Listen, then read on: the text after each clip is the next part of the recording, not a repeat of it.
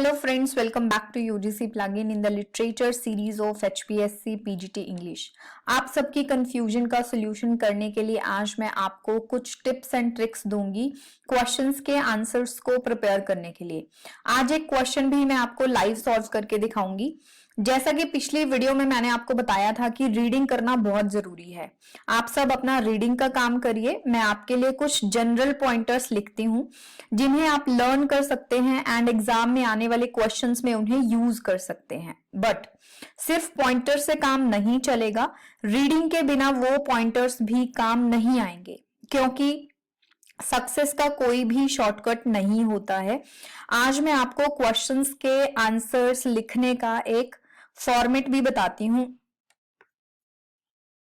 जो मैं अपने कॉलेज टाइम से यूज कर रही हूं एंड इस सिंपल से फॉर्मूला से मैंने यूनिवर्सिटी में हर एग्जाम में बहुत सक्सेस पाया है। ये हमेशा सक्सेसफुल रहता है, रिकॉर्ड ब्रेकिंग फॉर्मूला है।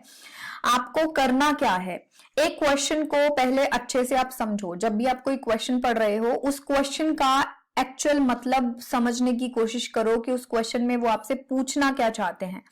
उसकी एक बेसिक इंट्रोडक्शन तैयार करो। उस टॉपिक के बारे में आपको जो भी बेस्ट पता है, आप जो भी बेस्ट जानते हो, उसको हमें इंट्रोडक्शन में लिखना है। सेकेंड पॉइंट होता है main body of the answer. जो भी क्वेश्चंस वो पूछ रहे हैं या जो भी क्वेश्चन का आप आंसर दे रहे हो उसका आंसर हमें इसमें लिखना है। वो किसी चीज की कैरेक्टरिस्टिक्स हो सकती हैं, ऑब्जेक्टिव्स हो सकते हैं, प्रोज एंड कॉन्स हो सकते हैं। It depends on question. And third and last point होता है कंक्लूजन। सो ये तो मैंने आपको एक थ्योरेटिकल फॉर्मूला बता दिया कि एक इंट्रोडक्शन होनी चाहिए, एक मेन बॉडी एंड एक कंक्लूजन। अब हम इस फॉर्मूला को एक क्वेश्चन के ऊपर अप्लाई करके भी देखेंगे। फॉर एग्जाम्पल प्रीवियस ईयर में आपका एक क्वेश्चन आया था, मैं देख रही थी, write a speech in 200 words about saving environment by planting trees. So इस क्वेश्चन को हम इस फॉर्मूला से कैसे लिखेंगे। पहली बात तो ये स्पीच है, तो आपको इन चीजों का ध्यान रखना है कि आपको क्या लिखना है। आपको ऐसे ही स्टार्ट नहीं करना है। स्पीच है तो हम ग्रीटिंग्स करेंगे। So a greener tomorrow, planting seeds of hope. ये एक स्लोगन है जो मैंने बनाया है, बट आप कुछ भी लिख सकते हो या आप यहां से शुरू कर सकते हो, गुड मॉर्निंग एवरीवन। इसके बाद हमें देखना है उस फॉर्मूला के हिसाब से हम इसका आंसर कैसे आसानी से लिख पाएंगे। सो सबसे पहला जो पार्ट है वो है इंट्रोडक्शन। आप इंट्रोडक्शन लिख सकते हैं। इंट्रोडक्शन में हमें बताना क्या है, इंट्रोडक्शन में हमें बताना है कि जो एनवायरनमेंट है वो है क्या और उसका इम्पैक्ट हमारे ऊपर क्या पड़ता है। सो इंट्रोडक्शन में मैंने यहां पर लिखा है स्टैंड बिफोर यू टुडे, क्योंकि स्पीच हम जनरली एक ऑडियंस के सामने प्रेजेंट करते हैं तो हमने यहां से शुरू किया है। आप और किसी तरीके से शुरू करना चाहते हैं वैसे कर सकते हैं। इसमें मैंने बताया कि मैं एक क्रिटिकल इशू के बारे में बात करना चाहती हूं जो हमें अफेक्ट करता है, वो है एनवायरनमेंट। यानी कि एनवायरनमेंट हमारे चारों तरफ है और उसका इम्पैक्ट हमारे ऊपर पड़ता ही है। हमारा प्लैनेट कभी पैराडाइज था। सो आप करंट सिनेरियो में सोचो कि हमारे एनवायरनमेंट में सच में प्रॉब्लम है कि नहीं। ऑब्वियसली है, पोल्यूशन बढ़ता जा रहा है। हम बेशक उसको किसी भी चीज का नाम दे दें, पटाखों का, पराली का, किसी भी चीज का नाम दे दे, बट वो सिचुएशन है। तो हमने दिमाग लगाया कि अच्छा मुझे इसके बारे में लिखना है, तो हमने एनवायरनमेंट की एक इंट्रोडक्शन दे दी और कैसे वो हमें इंपैक्ट करता है वो हमने बता दिया एंड वो डिग्रेड होता जा रहा है। सो जैसे मैंने आपको कहा कि मेन बॉडी में हम या तो ऑब्जेक्टिव्स या प्रोज एंड कॉन्स या कैरेक्टरिस्टिक्स या कोई चीजों के बारे में पॉजिटिव नेगेटिव्स लिख सकते हैं। सो उसी बेस पे हमने अपना इंट्रोडक्शन बनाना है। तो हमने ये बताया कि जो एनवायरनमेंट है वो खराब होता जा रहा है, उसमें पोल्यूशन है और उसके बहुत सारे रीजन है एनवायरनमेंट खराब होने के। अगर आपके पास एक लंबा क्वेश्चन लिखने का वो होता है 200 की जगह आपको अगर 2000 वर्ड्स या 1000 वर्ड्स में होता तो हम उसमें एनवायरनमेंट की ज्यादा प्रॉब्लम्स भी लिख सकते थे। बट यहाँ पर आप एक लाइन में सारी प्रॉब्लम्स को लिख सकते हो कि पोल्यूशन है जिसकी वजह से हेल्थ जो है वो खराब हो रही है, उसका इम्पैक्ट हर किसी की लाइफ में इस तरह से पड़ रहा है कि जो लिविंग स्टैंडर्ड है वो डाउन हो गया। तो आप कुछ भी लिख सकते हो इंट्रोडक्शन में एनवायरनमेंट से रिलेट करके। अब दूसरा पॉइंट है मेन बॉडी। अब आपको ऐसा इंट्रोडक्शन के ये जो हेडिंग है ऐसे नहीं देनी है मेन बॉडी, ये सिर्फ आपके रेफरेंस, आपको समझाने के लिए। कभी आप पेपर में सच में मेन बॉडी लिख लो तो आपके नंबर कटेंगे, तो आपको मेन बॉडी लिखना नहीं है, सिर्फ अंडरस्टैंडिंग के लिए मैंने बताया है। अब मेन बॉडी में हमने क्या लिखे हैं, अब हम क्या लिख सकते हैं, हमें ऑब्जेक्टिव्स भी नहीं लिखने हैं, हमें लिखने हैं ट्रीज लगाने के बेनिफिट्स, क्योंकि हमारा क्वेश्चन क्या है कि हम किस तरह से ट्रीज को प्लांट करके एनवायरनमेंट को बचा सकते हैं। सो ट्रीज प्लांटेशन के बेनिफिट्स हम यहाँ पर लिखेंगे। सो ट्रीज जो हैं वो हमारे प्लैनेट के लंग्स हैं। इस तरह की अगर आपको शुगर कोटेड लैंग्वेज आती है तो आप उस तरह से लिख सकते हो, अगर वो नहीं आती है तो आप सिंपल लिखो, बट आपका कंटेंट जो है वो इफेक्टिव होना चाहिए, उसमें गड़बड़ नहीं होनी चाहिए। सो हमें देखो छोटा सा ही लिखना है 200 वर्ड्स का, तो उसमें हम जो मेन अच्छी चीजें आती हैं हम वो लिखेंगे, फालतू की बकवास नहीं करेंगे। सो हम ये लिख सकते हैं कि एयर को प्यूरिफाई करता है, पानी को कंजर्व करता है, सोइल इरोजन को प्रिवेंट करता है। तो देखो 3-4 पॉइंट्स हैं, अगर आपको ज्यादा नहीं आता आप इनको इलैबोरेट कर सकते हो, एक पॉइंट की जगह एक पॉइंट से 2 या 3 लाइनें लिख सकते हो, तो इस तरह से भी आपका क्वेश्चन बन जाएगा। सो हमने क्या किया, इसमें सारे ट्रीज लगाने के बेनिफिट्स लिख दिए, एडवांटेजेस लिख दी, ठीक है। तो हमें ये ध्यान रखना है क्वेश्चन के हिसाब से कि हमें एडवांटेजेस लिखनी है, डिसएडवांटेजेस लिखनी है, ऑब्जेक्टिव्स लिखने हैं, कैरेक्टरिस्टिक्स लिखनी है उस चीज की।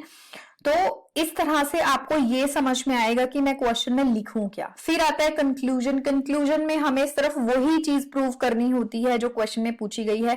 तो क्वेश्चन में उन्होंने पूछा है कि प्लांट्स कैसे एनवायरनमेंट को बचाते हैं, हमें कहना हेंस प्लांट्स जो हैं वो ही एनवायरनमेंट को बचा सकते हैं।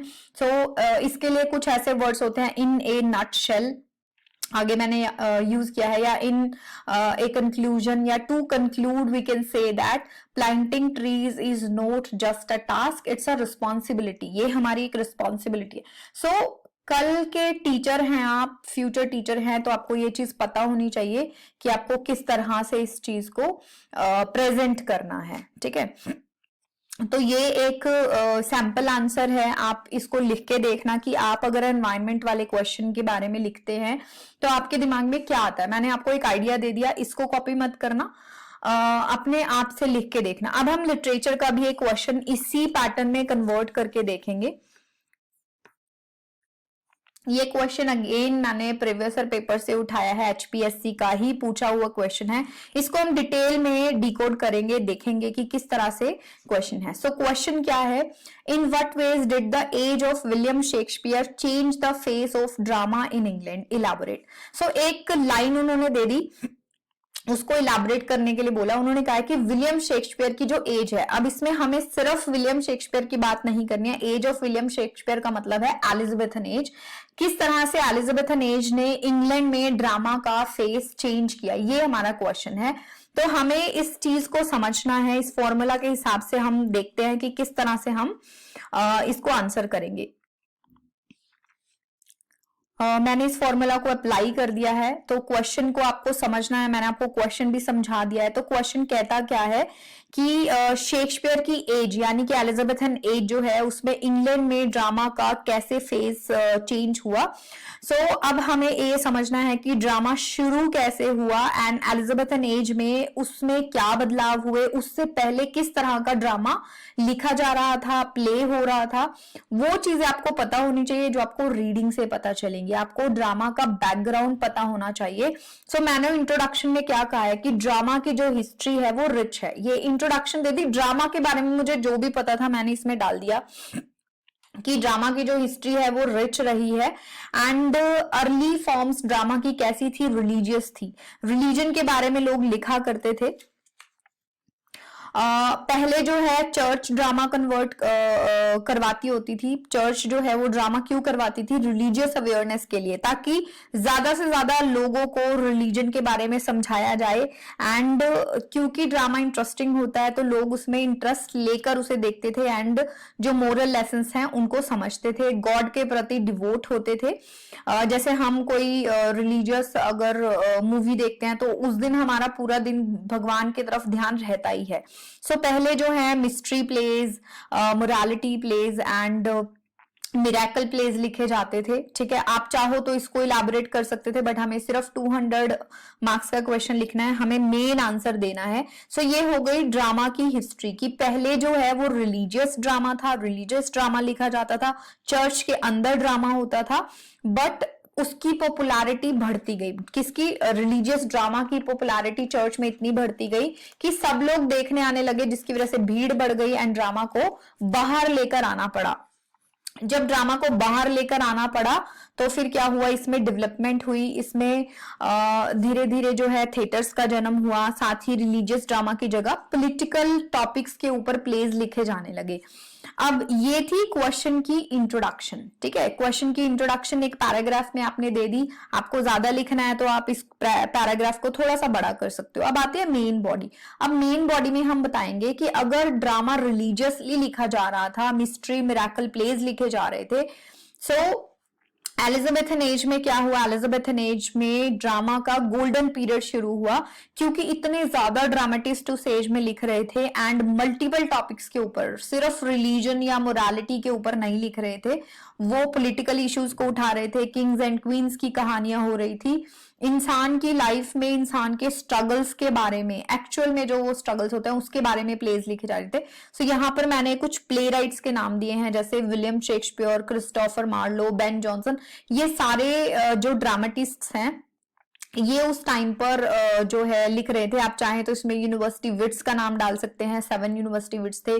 सो ड्रामा की स्टडी होने लगी, ऑक्सफोर्ड एंड कैम्ब्रिज यूनिवर्सिटीज में ड्रामा को पढ़ाया जाने लगा, जिससे कि बहुत अच्छे ड्रामेटिस्ट इस एज में निकल कर आए। सो ये भी एक सेकेंड इंट्रोडक्शन हम इसको मान सकते हैं, या मेन बॉडी को आगे बढ़ाने के लिए। अब हम मेनली, क्योंकि हमारे सिलेबस में शेक्सपियर है, तो किस तरह से जो शेक्सपियर है उसने ड्रामा को कितना इलाबरेट किया, तो हमें शेक्सपियर की जितनी चीजें पता है हम उसको घुमा फिरा के यहाँ लिखेंगे। शेक्सपियर ने 38 प्लेज लिखे, उसने हिस्ट्रीज लिखी, उसने कॉमेडीज लिखी, ट्रेजिक कॉमेडीज लिखी, ट्रेजेडीज लिखी, वो सारी चीजें हम इसमें डालेंगे। किस ईयर से किस ईयर तक, उनके फर्स्ट फोलियो को हमें भूलना नहीं है, उनका स्टाइल कैसा था, उनकी टेक्निक्स कैसी थी, वो उनका इम्पैक्ट क्या हुआ ड्रामा के ऊपर, वो सारी चीजें हम मेन बॉडी में डालेंगे, क्योंकि हमें विलियम शेक्सपियर को फोकस करना है। सो विलियम शेक्सपियर को फादर ऑफ इंग्लिश ड्रामा भी कहा जाता है। 38 प्लेस के बारे में उनके लिख दिया, फिर उसके बाद 1590 से 1613 तक उन्होंने प्लेज लिखे, ठीक है। इसमें मैंने फर्स्ट फोलियो नहीं डाला है, बट आप डाल सकते हैं, आपको पता होना चाहिए। फर्स्ट फोलियो जैसी जो चीजें हैं, अगर आप किसी क्वेश्चन में फंस जाओ तो आपके काम आ सकती हैं। इसीलिए मैं कहती हूँ कि रीडिंग बहुत इंपॉर्टेंट है। जितने ज्यादा कॉन्सेप्ट्स आप किसी चीज के बारे में पढ़ेंगे, आपके आंसर्स उतने ज्यादा इम्पैक्टफुल होंगे। सो ये कुछ और डिटेल्स हैं जो मैंने यहाँ पर दी हैं शेक्सपियर के बारे में, कि किस तरह से उन्होंने ह्यूमन साइकोलॉजी, इमोशंस, सो ये क्या है, ये थीम्स हैं उनकी, तो थीम्स का एक पॉइंट डाल दिया।